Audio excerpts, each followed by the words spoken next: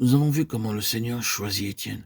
C'était un homme ordinaire, dont nous ne savons rien de sa famille, de ses parents ou de son état. Mais soudainement, il paraît sur la scène et nous voyons ce vase choisi, occupé à de simples travaux, accomplissant un service ordinaire en faveur du peuple, du pauvre peuple, et des veuves sans ressources. Tous les hommes commencent à voir cependant qu'il n'était pas une personne ordinaire. Son désir était de plaire à Dieu, et sa vie était victorieuse. Parce qu'il choisit d'obéir à Dieu, il fut rempli du Saint-Esprit et de sagesse, plein de foi et de puissance. C'est le privilège de ceux qui sont choisis par lui. Lorsque vous avez dans votre cœur le désir de faire la volonté de Dieu, attendez-vous à Dieu, et vous verrez que, à sa manière, il accomplira le souhait de votre cœur. Vous n'avez pas à lutter et à crier pour l'accomplissement de vos espérances. Commencez à lui obéir, ainsi qu'à sa parole, et recevez la parole dans votre cœur. Et vous verrez se manifester dans votre vie les vertus auxquelles vous aspiriez. Vous deviendrez le vase élu de Dieu pour son dessein. Actes 6, 13 à 15,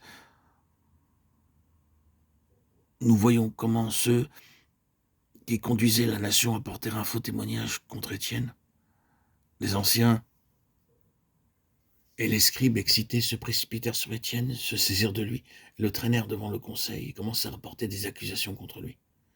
Tandis qu'il disait des choses fausses, tous dans le conseil regardaient son visage. Ils furent surpris de le voir briller comme celui d'un ange. Ils étaient tout un peuple contre une personne.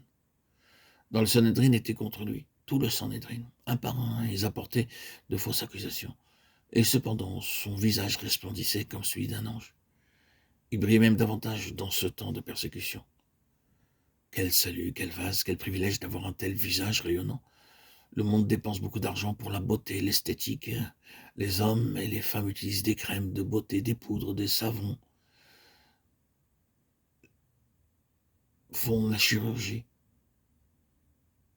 Les femmes iront dans le meilleur institut de beauté de la ville et y passeront une demi-heure à 40 minutes afin d'en ressortir avec un visage rayonnant grâce à la crème, la poudre ou d'autres artifices.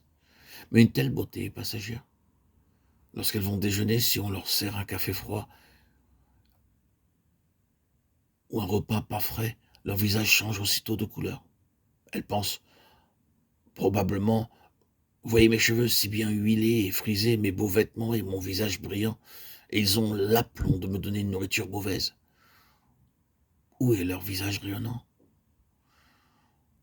Peut-être avez-vous encore entendu d'autres personnes dire du mal de vous. Peut-être une rumeur dit que quelqu'un a colporté des choses fausses et honteuses à votre sujet.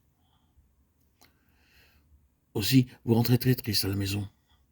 L'épouse dit: viens prendre du thé, s'il te plaît. Mais vous répondez: oh, je n'ai pas d'appétit. Elle vous rappelle encore, mais vous dites encore: je n'ai pas faim, et cela continue ainsi.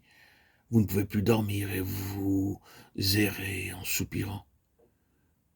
Mais lorsque vous devenez l'élu de Dieu, vase rempli d'onction, plus vous serez maltraité, plus votre visage resplendira. Les hommes pourront vous haïr et dire des choses fausses et honteuses sur vous. Votre visage resplendira comme celui d'un ange. Dans la pauvreté, ou quelle que puisse être votre situation, vous aurez encore un visage rayonnant. Vous pourrez boire du café froid, manger de la nourriture avariée et garder encore un visage rayonnant. Un visage rayonnant, quel que soit le lieu où vous allez, c'est le dessein de Dieu et son plan pour chaque croyant. Lorsque vous venez au Seigneur, Jésus-Christ, sa lumière vient en premier lieu dans votre cœur, puis sur votre visage et sur votre chemin. C'est le triple aspect de la lumière divine. Êtes-vous devenu dans ce sens un vase élu de Dieu? Avez-vous un visage si rayonnant que votre femme est obligée de dire: est-ce réellement mon mari? Est-ce le même homme? Avant il était sévère, maintenant il est devenu tellement aimant et tendre. Qu'est-il arrivé? Le Seigneur parle, pas le prédicateur ou les sermons, mais le Dieu vivant vous a donné ce visage rayonnant.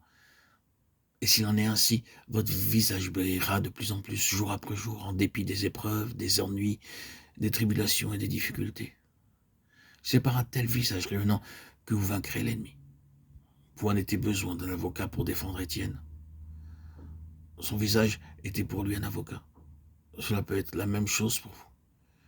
Bien que les autres puissent vous haïr, vous persécuter, vous maltraiter, la lumière de votre visage sera un témoin et un témoignage pour eux. 2 Corinthiens 4, 6. plus vous compterez sur le Seigneur, plus votre visage sera rayonnant. Des gens que vous ne connaissez pas verront la lumière de Dieu sur votre visage et ce jour-là, vous remercierez Dieu, même pour vos souffrances.